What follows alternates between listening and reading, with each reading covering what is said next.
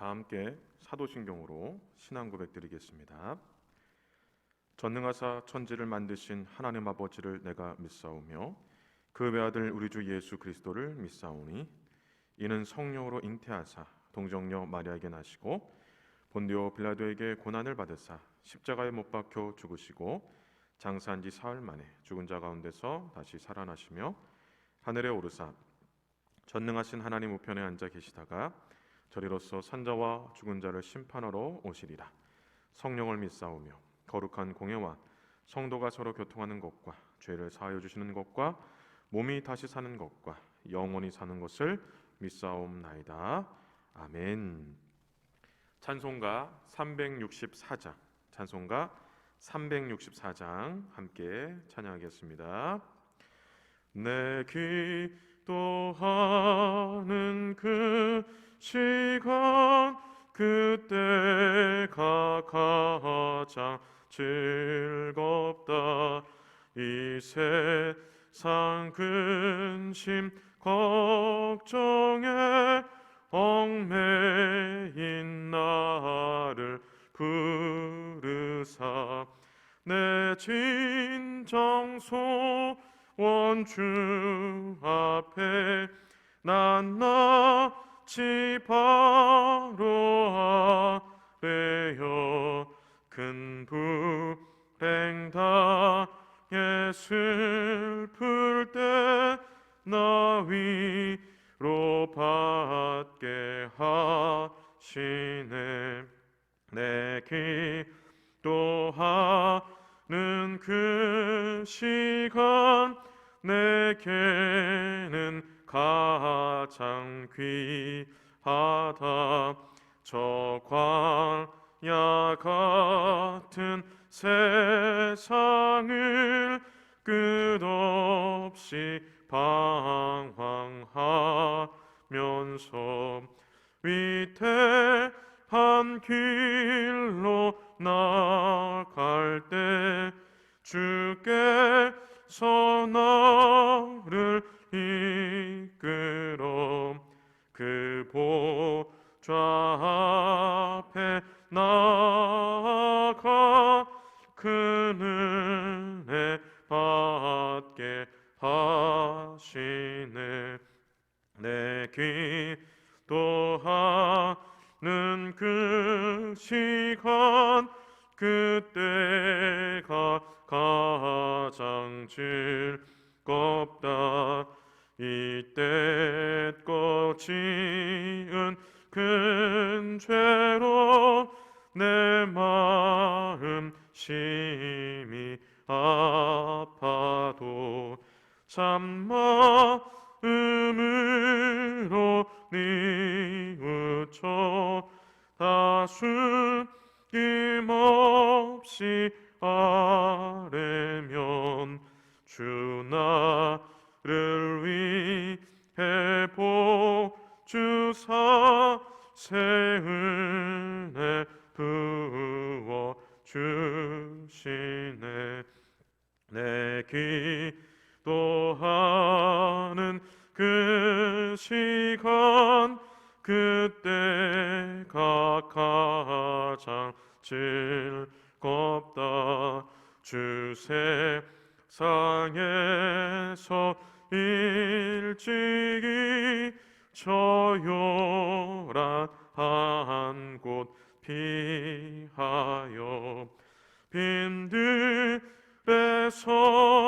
나 산에서 온 밤을 세워 지내사 주 예수 친히 기도로 큰 본을 보여 주셨네.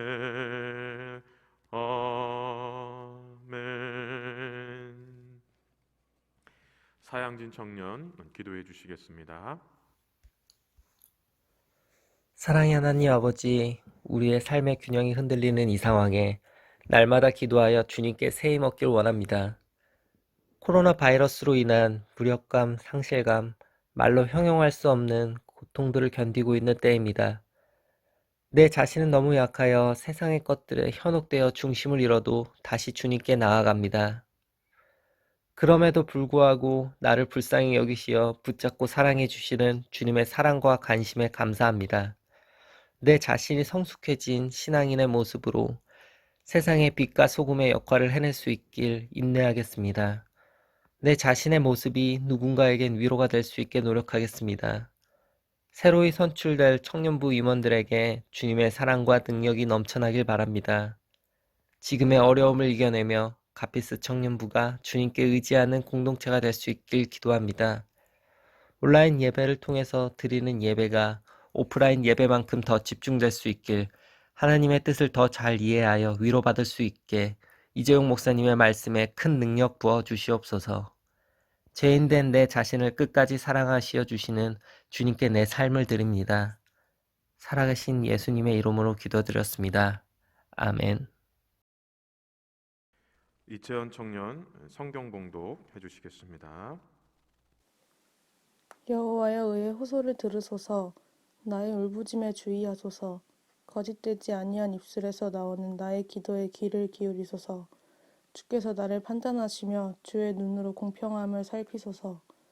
주께서 내 마음을 시험하시고 밤에 내게 오시어서 나를 감찰하셨으나 흠을 찾지 못하셨사오니 내가 결심하고 입으로 범죄하지 아니하리이다. 사람의 행사로 논하면 나는 주의 입술의 말씀을 따라 스스로 삼가서 포악한 자의 길을 가지 아니하였사오며 나의 걸음이 주의 길을 굳게 지키고 실족하지 아니하였나이다. 하나님이여 내게 응답하시겠으므로 내가 불렀사오니 내게 귀를 기울여 내 말을 들으소서. 주께 피하는 자들을 그 일어나 치는 자들에게서 오른손으로 구원하시는 주여, 주의 기이한 사랑을 나타내소서. 나를 눈동자같이 지키시고 주의 날개 그늘 아래에 감추사 내 앞에서 나를 압제하는 악인들과 나의 목숨을 노리는 원수들에게서 벗어나게 하소서. 그들의 마음은 기름에 잠겼으며 그들의 입은 교만하게 말하나이다. 이제 우리가 걸어가는 것을 그들이 에워싸서 노려보고 땅에 넘어뜨리려 하나이다. 그는 그 움킨 것을 찢으려 하는 사자 같으며 은밀한 곳에 엎드린 젊은 사자 같으니이다. 여호와여 일어나 그를 대항하여 넘어뜨리시고 주의 칼로 악인에게서 나의 영혼을 구원하소서. 여호와여 이 세상에 살아있는 동안 그들의 분깃을 받은 사람들에게서 주의 손으로 나를 구하소서. 그들은 주의 제물로 배를 채우고 자녀로 만족하고 그들의 남은 산업을 그들의 어린 아이들에게 물려주는 자니이다. 나는 의로운 중에 주의 얼굴을 배우리니 깰 때에 주의 형상으로 만족하리이다. 아멘. 시편 17편은 다윗의 기도입니다. 시편 17편의 다윗의 기도는 우리에게 기도해야 할 이유에 대해서 가르쳐 줍니다. 그러면 다윗이 우리에게 가르쳐 주는 기도의 이유는 무엇일까요? 인과응보라는 사자성어가 있습니다. 이 말은 선을 행하면 선의 결과가, 악을 행하면 악의 결과가 반드시 뒤따른다는 말입니다. 인과응보의 뜻처럼 성경 속 이스라엘 백성들도 선을 행하는 자들은 복을 받고 악을 행하는 자들은 저주를 받는다라고 믿었습니다. 그 이유는 하나님께서는 선하신 분이시기 때문입니다. 그래서 솔로몬도 이 전도서에서 하나님은 모든 행위와 모든 은밀한 일을 선악간에 심판하시리라 라고 말했습니다. 선악간의 심판, 바로 인과응보처럼 이스라엘 백성들은 하나님께서는 선을 행하는 자들에게는 선한 것으로, 악을 행하는 자들은 악한 것으로 심판한다라고 믿었습니다. 그래서 악한 자들이 형통하게 되는 것과 의로운 자들이 고난을 받게 되는 것에 대해서는 어떻게 하나님 이런 일이 있을 수 있습니까? 라고 이해할 수 없다라는 반응을 보였습니다. 대표적으로 시편 73편의 아삽이 그랬습니다. 시편 73편 1절에서 5절의 말씀을 제가 한번 읽어보겠습니다. 하나님이 참으로 이스라엘 중 마음이 정결한 자에게 선을 행하시나 나는 거의 넘어질 뻔하였고 나의 걸음이 미끄러질 뻔하였으니 이는 내가 악인의 형통함을 보고 오만한 자를 질투하였음이로다. 그들은 죽을 때에도 고통이 없고 그 힘이 강건하며 사람들이 당하는 고난이 그들에게는 없고 사람들이 당하는 재앙도 그들에게는 없나니. 이 말씀의 의미가 무엇일까요?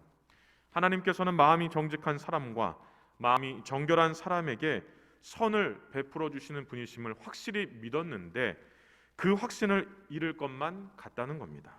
특히 일평생 평안을 누리는 악인, 이들에게는 누구나 겪는 이 죽을 때의 고통도 없어 보였습니다. 그래서 어떻게 하나님께서 이렇게 하실 수 있는지, 악한 자들이 형통하게 되는 일과 의로운 자들이 고난받는 일이 일어날 수 있는지 이해할 수 없다라고 한 것입니다. 예레미야도 같은 말을 했습니다. 제가 예레미야의 말을 한번 읽어보겠습니다. 여호와여, 내가 주와 변론할 때에는 주께서 의로우시나니 나이다.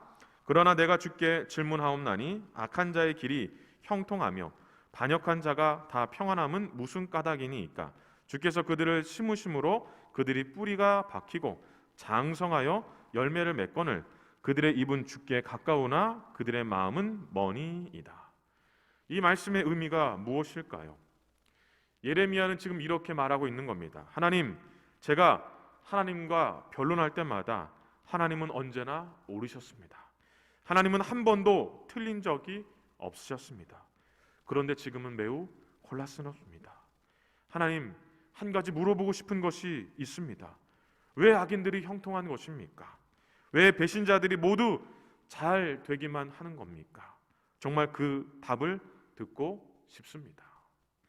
주님께서 그들을 나무를 심듯이 심으셨으므로 뿌리를 내리고 자라는 것 아닙니까?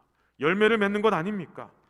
그런데 그들은 말로만 주님과 가깝습니다. 하지만 그들의 속을 보면 주님과 정말 멀리 떨어져 있는 자들입니다. 그런데 왜 이들을 형통하도록 내버려 두시는지 그에 대한 답을 꼭 듣고 싶습니다. 지금 예레미야는 이렇게 말하고 있는 겁니다. 예레미야도 아삽과 같이 악한 자들이 형통하게 되는 일과 의로운 자들이 고난을 받는 일에 대해서 이해할 수 없다라고 말하고 있는 겁니다. 오늘 본문의 다윗은 아삽이나 예레미야가 이해할 수 없다고 했던 것처럼 바로 그 상황을 겪고 있었습니다. 다윗의 주변의 사람들도 이러한 상황에서 가만히 계시는 하나님을 이해하지 못하겠다라고 했습니다. 특히 하나님을 사랑하고 그 누구보다 하나님을 온전히 섬겼던 다윗에게 어떻게 이러한 일이 일어날 수 있는지, 어떻게 이러한 고통을 당하도록 내버려 두시는지 이해할 수 없다라고 했습니다. 이러한 상황 속에서 다윗은 이렇게 기도했습니다. 오늘 본문 1절에서 5절을 함께 보겠습니다. 여호와여, 의의 호소를 들으소서. 나의 울부짖음에 주의하소서. 거짓되지 아니한 입술에서 나오는 나의 기도에 귀를 기울이소서. 주께서 나를 판단하시며 주의 눈으로 공평함을 살피소서. 주께서 내 마음을 시험하시고 밤에 내게 오시어서 나를 감찰하셨으나 흠을 찾지 못하셨사오니 내가 결심하고 입으로 범죄하지 아니하리이다. 사람의 행사로 논하면 나는 주의 입술의 말씀을 따라 스스로 삼가서 포악한 자의 길을 가지 아니하였사오며 나의 걸음이 주의 길을 굳게 지키고 실족하지 아니하였나이다. 이 기도가 여러분들에게는 어떻게 느껴지십니까? 마치 다윗이 자신의 진실함을 몰라주는 하나님께, 하나님, 제가 이렇게 의로운데 어떻게 하나님 제게 이러실 수 있습니까? 지금이라도 당장 이 상황에서 벗어나게 해주십시오라고 기도하는 것 같지 않습니까? 하나님, 너무 억울합니다. 하나님의 말씀대로 살려고 노력했습니다. 입술로도 범죄하지 않으려고 노력했습니다. 어떻게 이러한 고통을 당하도록 내버려 두시는지 너무 억울합니다라고 기도하는 것 같지 않습니까? 정말로 다윗은 이러한 의도를 가지고 기도했을까요? 그렇지 않습니다. 그러면 다윗은 어떤 의도를 가지고 기도했을까요? 그것은 하나님께서는 분명 공의로운 분이신데 악인의 형통과 자신이 겪는 고통으로 인해 마치 하나님께서 공의로운 하나님이 아니신 것처럼 비춰질까 봐 마음이 아프다라고 기도한 것입니다. 주변의 사람들에게 하나님께서 공의로운 분이 아니신 것처럼, 의인을 외면하는 것처럼, 악인들을 보살피는 것처럼 보여지는 것이 마음이 너무 아프다라고 기도하고 있는 겁니다. 즉 다윗은 자신을 늘 돌봐주시는 분이 하나님이시고 하나님께서는 공의로운 분이시라는 사실을 기도를 통해서 나타내고 싶었던 겁니다.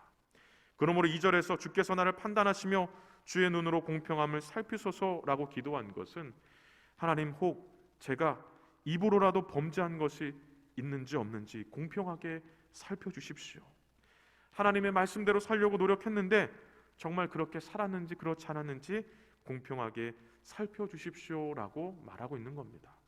또한 5절에서 나의 걸음이 주의 길을 굳게 지키고 실족하지 아니하였나이다 라고 말하고 있는 것은 하나님, 제가 정말 하나님 한 번도 하나님 앞에 정말 실족한 일이 없는데 진짜 그런지 그렇지 않은지 정말 공평하게 살펴달라고 하는 것입니다. 즉 다윗은 하나님의 공의로움이 결코 감추어지지 않기를 기도했던 것입니다. 다윗은 악인의 형통과 의인의 고난을 이해할 수 없다고, 제발 어떻게 된 영문인지 설명해 달라고 기도한 것이 아닙니다.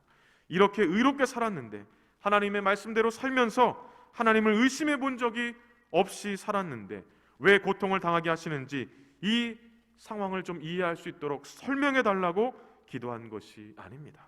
다윗은 이해와 설명보다 이러한 상황 속에서 하나님의 공의가 가려진 것이 안타깝다라고 기도하고 있는 겁니다. 바로 이것이 우리가 기도해야 할 첫 번째 이유입니다.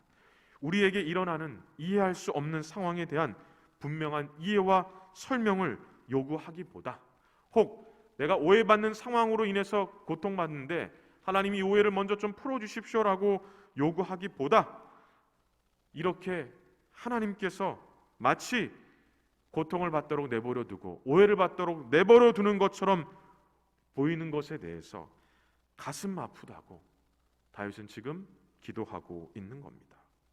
여러분들은 혹 예수님을 믿지 않아도 잘 사는 사람이 있고 또 예수님을 믿어도 힘들게 사는 사람들을 보게 될 때가 있지 않습니까? 그럴 때 여러분 어떤 생각이 드십니까? 예수님을 믿는 자들이 더 고통스럽게 사는 것 같고 예수님을 믿지 않는 자들이 더 형통하게 사는 것 같다, 이런 생각을 해보신 적은 없습니까? 물론 우리도 다윗과 같이 실족하지 않을 수는 있지만 때로는 이해하기 어렵고 누군가에게 이런 질문을 받는다면 어떻게 설명해야 될지 난감할 때가 있을 겁니다. 그때 우리는 하나님 우리를 늘 돌봐주시는 분이시고 하나님께서는 공의로운 분이시며 바로 이 사실이 나타날 수 있도록 기도해야 합니다. 결코 하나님의 공의로움이 감춰지지 않기를 기도해야 한다는 겁니다. 우리가 기도해야 될 두 번째 이유는 우리는 상황에 따라 우리의 믿음이 흔들릴 수 있기 때문에 기도해야 합니다. 오늘 본문 10절에서 12절은 이렇게 말합니다. 그들의 마음은 기름에 잠겼으며 그들의 입은 교만하게 말하나이다. 이제 우리가 걸어가는 것을 그들이 애워싸서 노려보고 땅에 넘어뜨리려 하나이다. 그는 그 움킨 것을 찢으려 하는 사자 같으며 은밀한 곳에 엎드린 젊은 사자 같으니이다. 이 말씀의 의미가 무엇일까요? 악인들의 입은 오만으로 가득 차 있다는 겁니다. 그 오만으로 계속해서 뒤따라와서 하나님에 대한 믿음을 흔든다는 것입니다. 그리고 넘어지게 해서 다시는 일어서지 못하도록 한다는 겁니다. 결국 하나님을 원망하게 하고 하나님께로부터 돌아서도록 한다는 겁니다. 다윗은 악인들은 마치 찢을 것을 찾는 사자와 같고 숨어서 먹이를 노리는 기운 센 사자와 같이 계속해서 기회를 엿보고 있다는 겁니다. 자신의 믿음을 흔들려고 하나님께로부터 돌아서게 하기 위해서 기회를 엿보고 있다는 겁니다. 어쩌면 우리도 10절에서 12절 바로 다윗이 말하고 있는 것처럼, 다윗이 겪고 있는 상황처럼 악인들이 형통하고 의인들이 고통받는 것을 너무나 당연하게 받아들이는 세상 속에서 살고 있는 줄도 모릅니다. 우리의 믿음을 흔드는 일들이 계속되는 것을 보게 되는 이런 세상 속에서 살고 있는 줄도 모릅니다. 특히 사탄은 악인들이 형통하고 의인들이 고통받는 것을 너무나 당연하게 받아들이는 세상처럼 보이게 해서 우리의 믿음을 흔들려고 하기 때문에 베드로 사도는 이런 고백을 했던 것 같습니다. 근신하라, 깨어라, 너희 대적 마귀가 우는 사자와 같이 두루다니며 삼킬 자를 찾나니. 분명한 것은 사탄은 우리의 믿음이 흔들리는 상황을 만들고 있다는 겁니다. 우리의 믿음으로 받아들일 수 없는 상황을 만들고 있다는 겁니다. 우리가 이 세상을 살다 보면 이런 일들이 있지 않습니까? 정말 이해할 수 없는 상황, 받아들일 수 없는 상황, 이런 상황들을 우리가 마주하게 될 때가 있습니다. 그럴 때 사실 이 믿음이 정말 흔들릴 것 같은 우리가 그런 상황 가운데 있을 때가 있습니다. 사탄이 예수님을 시험한 것 왜 시험했겠습니까? 예수님을 흔들기 위해서 시험한 겁니다. 사탄이 욥을 시험했습니다. 왜 욥을 시험했겠습니까? 욥을 흔들려고 시험했던 겁니다. 욥의 아내는 온전하고 정직하여 하나님을 경외하며 악에서 떠난 자였던 자신의 남편이 왜 이러한 엄청난 고통을 당해야 하는지 이해할 수 없어서 이런 말을 했습니다. 그의 아내가 그에게 이르되 당신이 그래도 자기의 온전함을 굳게 지키느냐? 하나님을 욕하고 죽으라. 정말 우리에게도 이런 상황이 있을 수 있습니다. 어쩌면 지금 이런 상황을 겪고 있는 줄도 모릅니다. 정말 이해가 되지 않는 상황, 이걸 도대체 어떻게 받아들여야 하는지, 이런 상황을 우리가 겪고 있을 때가 있다는 겁니다. 욥의 아내가 하나님을 욕하고 죽으라 라고 말한 이유가 무엇입니까? 우리가 앞서 살펴본 것처럼 아삽과 예레미야와 같이 정말 상황이 이해가 잘 되지 않아서 그런 겁니다. 의로운 자가 고통을 받는데도 아무런 도움을 주지 않고 계속해서 고통을 받도록 마치 하나님께서 내버려 두시는 것 같기 때문에 이런 반응을 했던 겁니다. 우리도 욥과 같은 상황, 오늘 본문의 이 다윗과 같은 상황을 겪을 수 있습니다. 우리의 믿음이 흔들리는 상황을 겪을 수 있다는 겁니다. 그래서 다윗도 10절에서 12절의 말씀처럼 믿음이 흔들리는 상황을 겪을 수 있기 때문에 어떤 상황 속에서도 믿음이 흔들리지 않도록 기도해야 함을 가르쳐주고 있는 겁니다. 어떤 상황 속에서도 흔들리지 않기를, 믿음이 흔들리지 않기를 기도해야 합니다. 하나님을 원망하거나 불신하지 않기를, 하나님께로부터 돌아서게 되지 않기를 우리는 기도해야 합니다. 이 상황을 우리가 이해하지 못하고 받아들이지 못해서 우리의 믿음이 흔들리는 이런 일들이 일어나지 않도록 우리는 기도해야 한다는 겁니다. 우리가 기도해야 될 세 번째 이유에 대해서 다윗은 이렇게 말합니다. 우리 15절을 함께 보겠습니다. 나는 의로운 중에 주의 얼굴을 배우리니 깰 때에 주의 형상으로 만족하리이다. 다윗은 하나님의 얼굴을 뵙겠다라고 합니다. 하나님의 얼굴을 뵙고 하나님의 형상으로 만족하겠다라고 합니다. 이것은 하나님께 기도하겠다는 것입니다. 언제나 만족을 주셨던 하나님께 기도하겠다는 것입니다. 즉 하나님만이 우리에게 만족을 주실 수 있기 때문에 기도해야 한다는 것입니다. 시편 107편 9절에 보면 이런 말씀이 있습니다. 그가 사모하는 영혼에게 만족을 주시며 줄인 영혼에게 좋은 곳으로 채워주심이로다. 여러분, 정말 우리가 꼭 기억해야 될 것은 우리에게 만족을 주실 수 있는 분은 오직 하나님밖에 없다라는 사실을 믿어야 합니다. 어느 누구도 우리에게 만족을 줄 수는 없습니다. 그러나 하나님만이 만족을 주실 수 있습니다. 그래서 다윗은 하나님 앞에 기도했던 겁니다. 그리고 다윗은 하나님을 통해서 늘 만족함의 은혜를 얻었던 것입니다. 시편 17편에서 다윗은 우리에게 기도해야 할 이유를 가르쳐 줍니다. 첫째는 하나님의 공의가 가려지지 않기 위해 기도해야 한다라고 말합니다. 둘째는 어떤 상황 속에서도, 그러니까 우리가 어떤 상황에 처할지 모르니까 믿음이 흔들리지 않도록 기도해야 한다라고 말합니다. 셋째는 하나님만이 우리에게 만족을 주실 수 있기 때문에 기도해야 한다라고 말합니다. 이것이 바로 우리가 기도해야 할 이유가 돼야 한다는 겁니다. 에베소서 2장 2절의 말씀처럼 공중 권세를 잡은 사탄은 계속해서 하나님을 공의롭지 않는 분으로 오해하게 만들 겁니다. 우리의 믿음을 흔들 겁니다. 어떤 것으로도 만족하지 못하도록 할 것입니다. 어쩌면 이 코로나를 겪고 있는 지금 하나님의 공의가 가려진 것처럼 보이지 않습니까? 우리의 믿음을 흔드는 상황이 계속해서 생기는 것 같지 않습니까? 만족함을 얻지 못하도록 하는 그런 상황이 생기는 것 같지 않습니까? 이러한 세상 속에서 다윗과 같이 우리는 기도해야 합니다. 하나님의 공의가 가려지지 않기를, 반드시 드러날 수 있기를 기도해야 합니다. 어떤 상황 속에서도 우리의 믿음이 흔들리지 않도록 기도해야 합니다. 하나님만이 우리에게 만족을 주실 수 있음을 믿고 확신하며 기도해야 합니다. 우리의 이 기도를 통해서 정말 이 코로나 상황 속에서도 하나님의 공의가 나타나고 우리의 믿음이 흔들리지 않고 만족함을 얻게 되는 이러한 은혜의 삶을 살게 되는 우리 모든 청년들이 되시길 주님의 이름으로 간절히 축원합니다. 기도하겠습니다.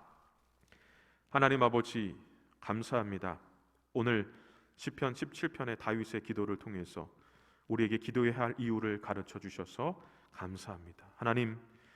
하나님의 공의가 가려지지 않기를 늘 기도하게 하시고 어떤 상황 속에서도 우리의 믿음이 흔들리지 않기를 기도하게 하시고 우리에게 만족을 주실 수 있는 분은 오직 하나님 한 분밖에 없음을 믿고 기도하는 저희들이 되게 도와주시옵소서. 그래서 우리가 이 코로나라는 참 어려운 상황을 겪고 있지만 이런 상황 속에서도 하나님의 공의가 드러나고 우리의 믿음이 흔들리지 않고 계속해서 만족함을 얻는 그런 은혜가 넘치도록 하나님께서 함께해 주시옵소서.